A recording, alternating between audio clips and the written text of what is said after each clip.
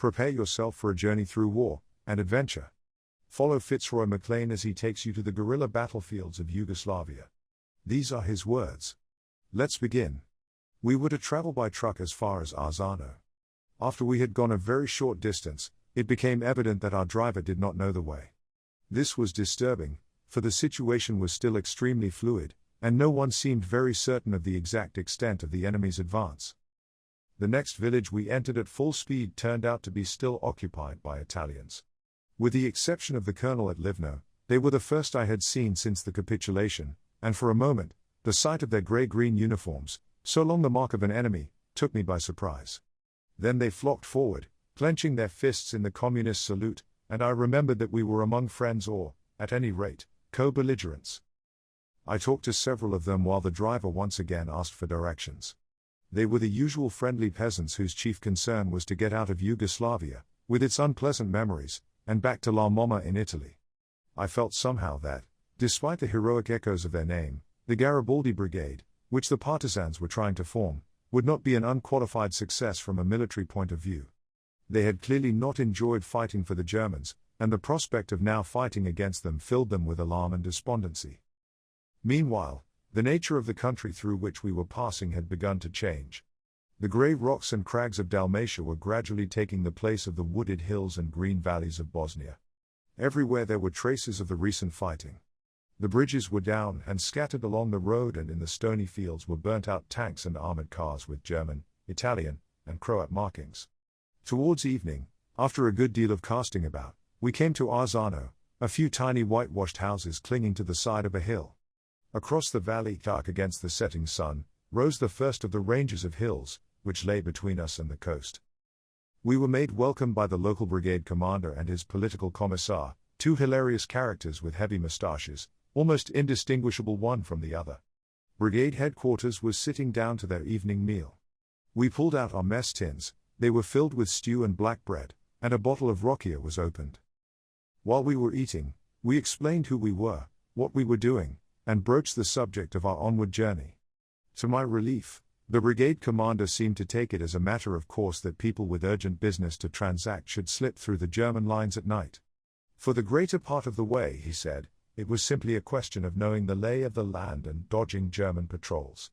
There was only one place where we were likely to run into trouble. That was a road we would have to cross, which was strongly held by the enemy.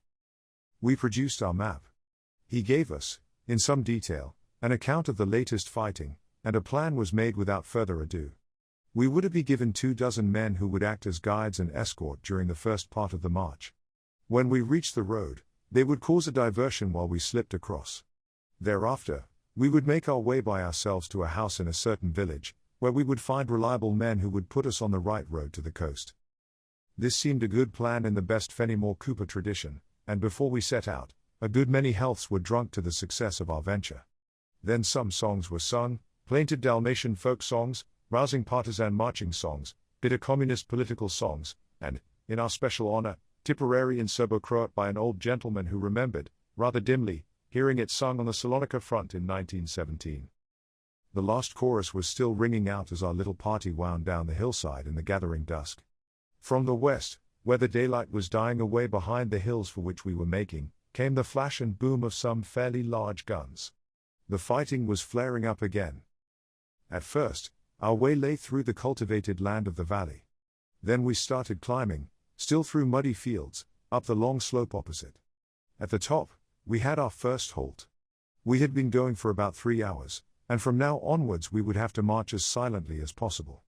Hitherto, a couple of pack ponies had carried our kit and the wireless set.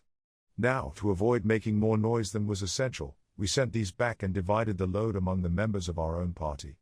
After we had started on our way, we could still hear, for some time, the gradually fading sound of hoofbeats in the distance. Soon, we were over the crest and picking our way down a precipitous track towards the next valley. Somewhere beneath us lay the road with its German patrols. Underfoot, the loose jagged stones clattered noisily against each other. There was no moon, and in the dark, there could have been no worse surface to walk on for heavily laden men trying not to be heard. In single file, the long procession wound its way painfully downwards in the pitch darkness, stopping from time to listen. After several false alarms of enemy to the front, to the rear and on both sides, and many whispered confabulations, we reached the bottom and there parted with our escort, who filed off to create their diversion. How they fared, we never knew.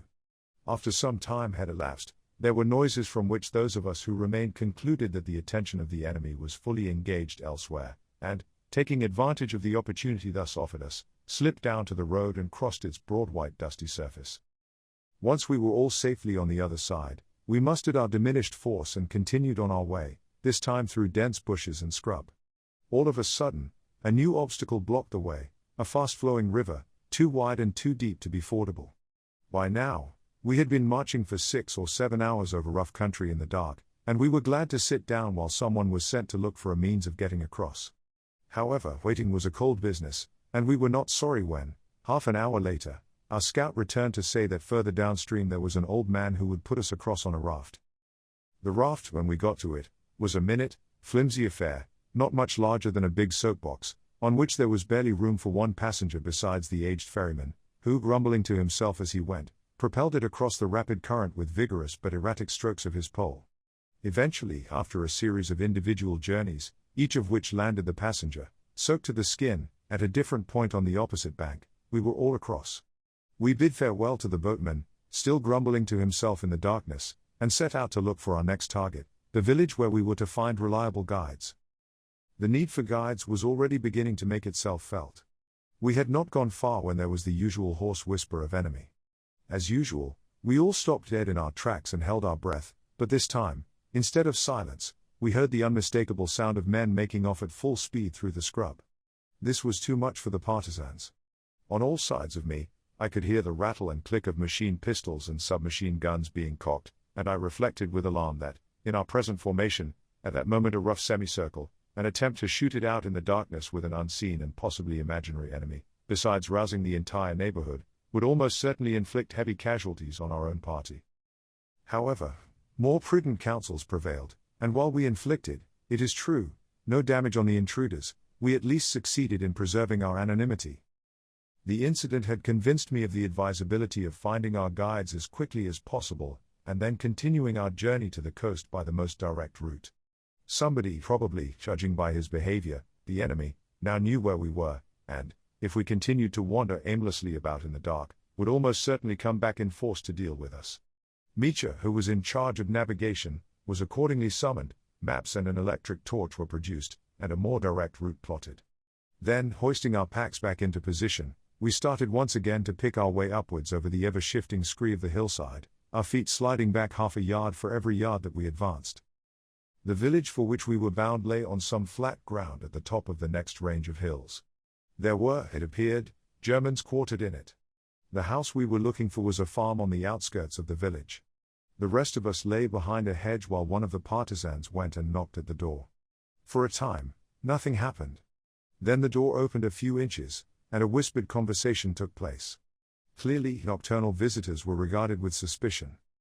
Finally, after much whispering, a tall, gaunt, elderly man in a cloth cap emerged, with long, drooping moustaches, and a rifle slung over his bent shoulders. He was, it seemed, the partisans' chief contact man in the village, where, under the nose of the Germans, he conducted his own miniature underground movement.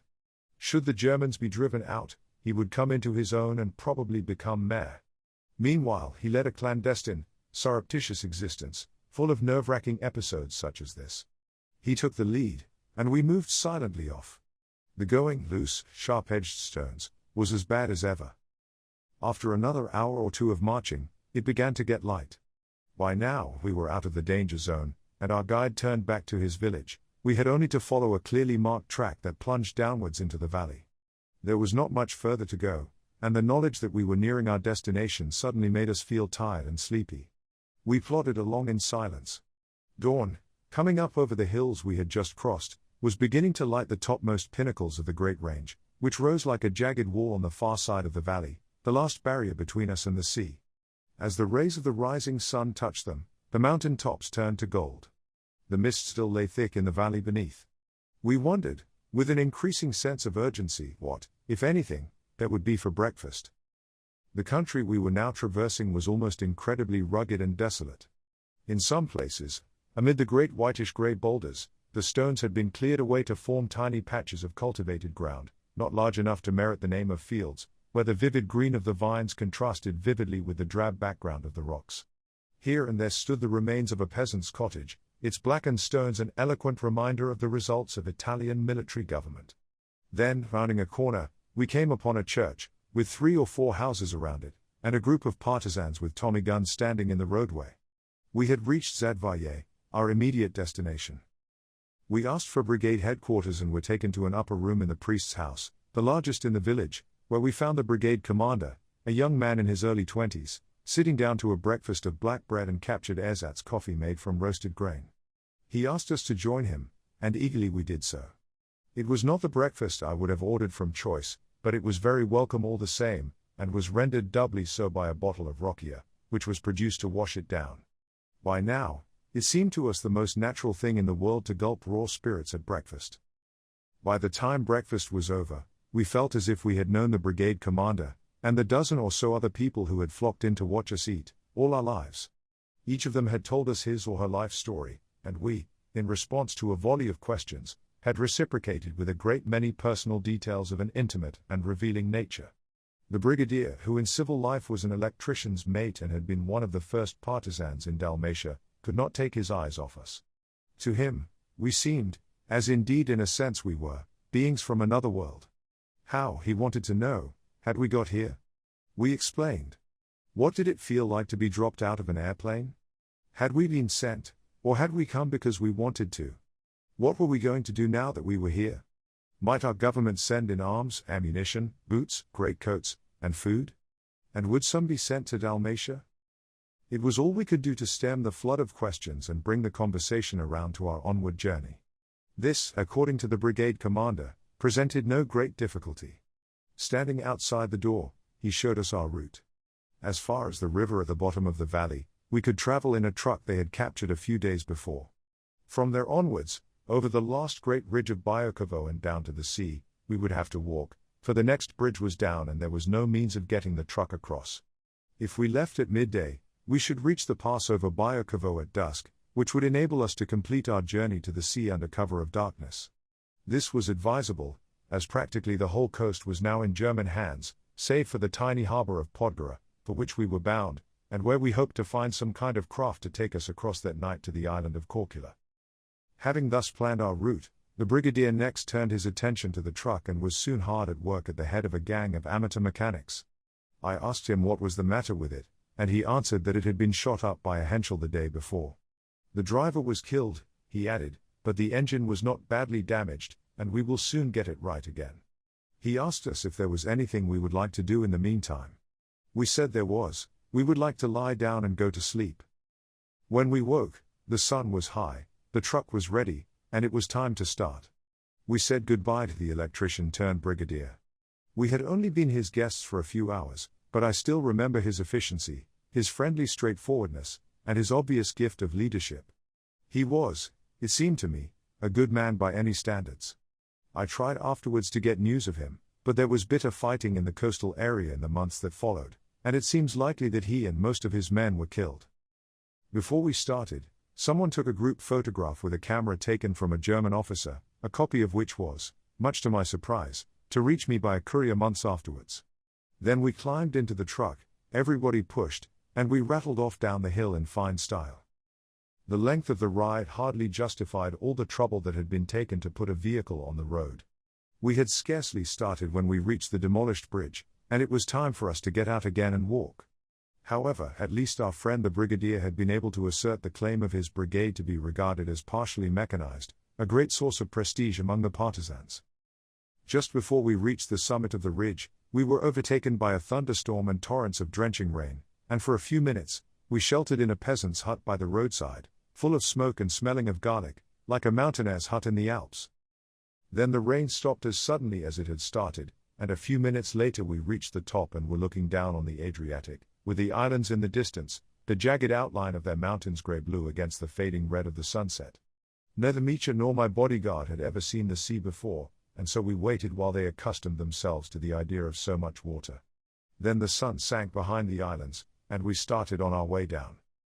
Below us on the right, we could see the lights of Brela, where there was an Ustaše garrison.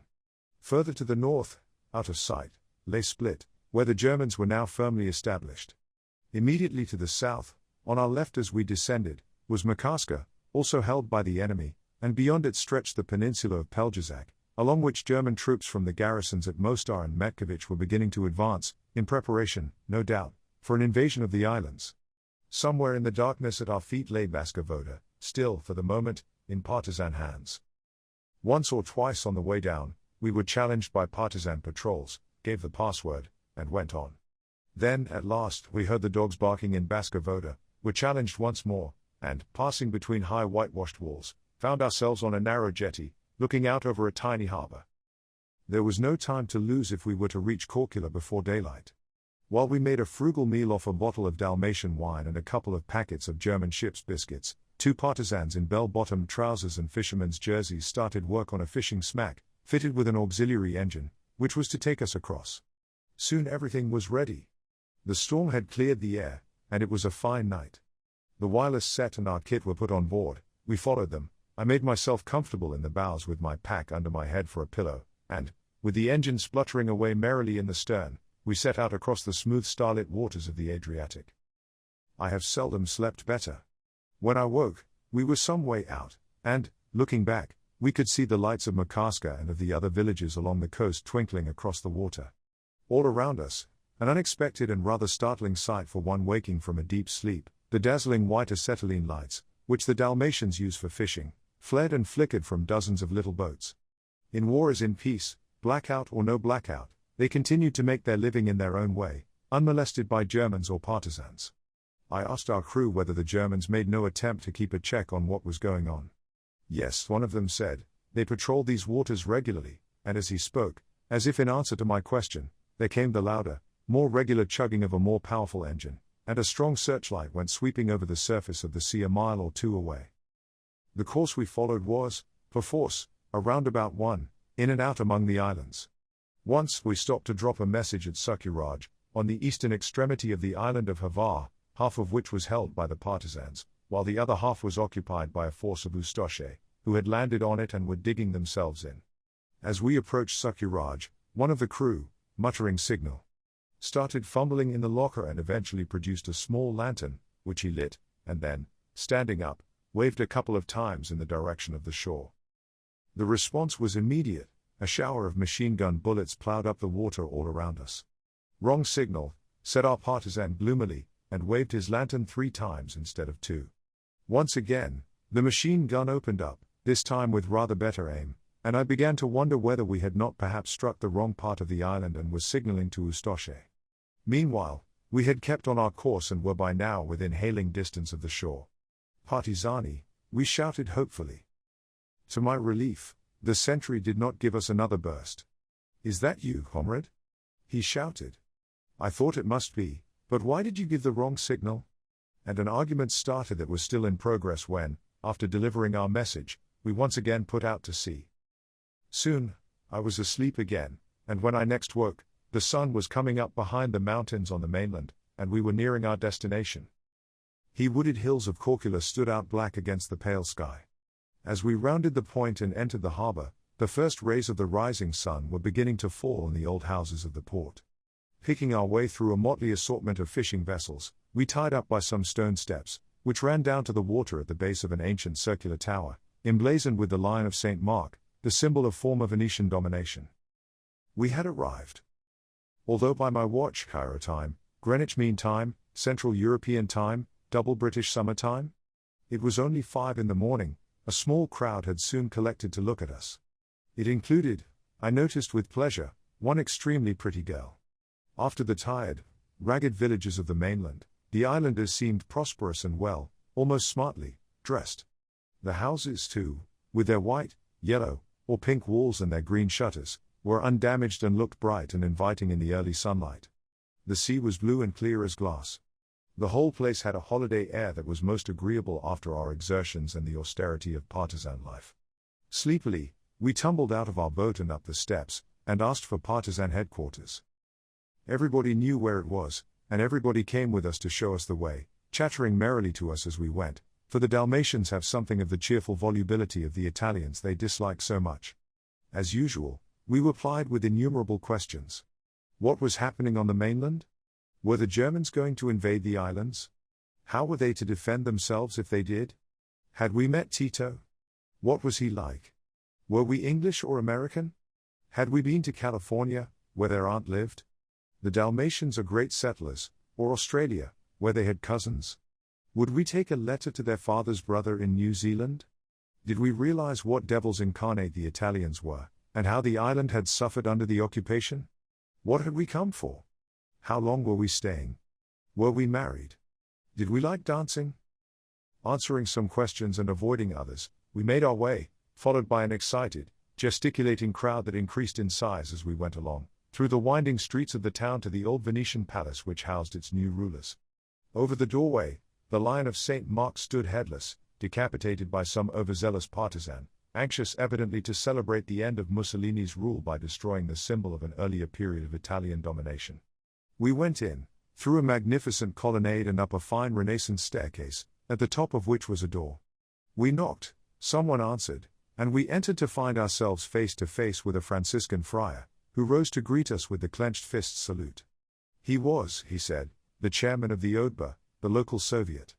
We, for our part, explained who we were and what we had come for. He replied that he was delighted to see us and that all the resources of the island would be placed at our disposal.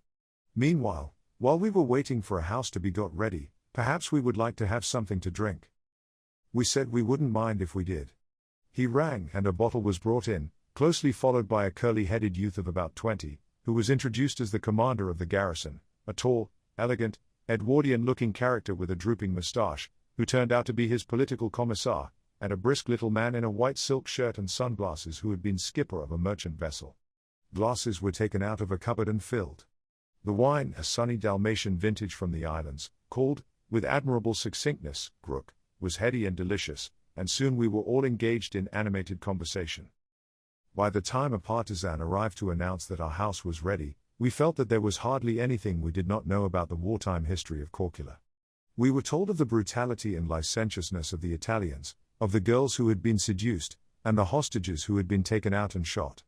Of how the Padre, as our Franciscan was known, had from his monastery kept in touch with the partisans in the hills. Of how these, under the leadership of the curly-headed youth, had been a thorn in the flesh of the Italians, waylaying them on lonely roads, blowing up their lorries, and cutting their throats when they least expected it. Of the reprisals, and the counter-reprisals. Of the capitulation and what they had said and done to the Italians before they left for Italy, and the magnificent stores and equipment which they had forced them to leave behind. When we left, they all came with us, and the crowd, who had waited outside, followed along in our wake. We were taken to a little whitewashed house perched on a rocky point overlooking the harbor. From it, rough steps ran down to the sea, and you could plunge straight into 2 or 3 fathoms of clear blue water. The rooms were light and airy, and the sun was streaming in through the open windows. In the kitchen, cook was busy preparing a succulent meal. We felt slightly bewildered. It was as though we had rubbed a magic ring and suddenly found ourselves miraculously provided with all the things we had been dreaming of for weeks past. Then the Padre asked us anxiously whether it would do and, having been assured that it would, went off back to his office, promising to come back and see us later. After he had gone, we stripped off our dusty, sweat-soaked clothes and, running down the steps, jumped into the sea. It was late enough in the year for the water to be cold, and its chill refreshed us. Soon we were swimming far out into the narrow straits, scarcely a kilometer wide, which divide Corcula from the Pelgezac Peninsula. In front of us, as we swam, the high, dark hills of Pelgezac ran steeply down to the sea, the fishermen's cottages clustering by the water's edge. As we watched, some fishing boats put out from the shore. A few kilometers to the south, where the peninsula joins the mainland, we knew that the Germans were beginning their advance along it. Looking back, we could see the whole town of Corcula spread out around the harbor, the old churches, houses, and palaces golden in the morning sunlight. We swam until we were tired. Then we came in, dried ourselves, and put on the clean shirts which each of us had kept rolled up in his pack against just such an occasion as this. An enormous and delicious meal, half breakfast and half luncheon, was waiting for us: fish, eggs, meat, cheese, coffee, fruit, Dalmatian wine, and maraschino from Zara, as well as all kinds of luxuries left behind by the Italians in their flight. The cook, it seemed, had worked in one of the royal palaces. He might well have done so. We certainly did justice to his cooking. When we had finished eating, we lay down on our beds and fell deeply and dreamlessly asleep. That concludes the 12th part of the story. Thank you very much for listening.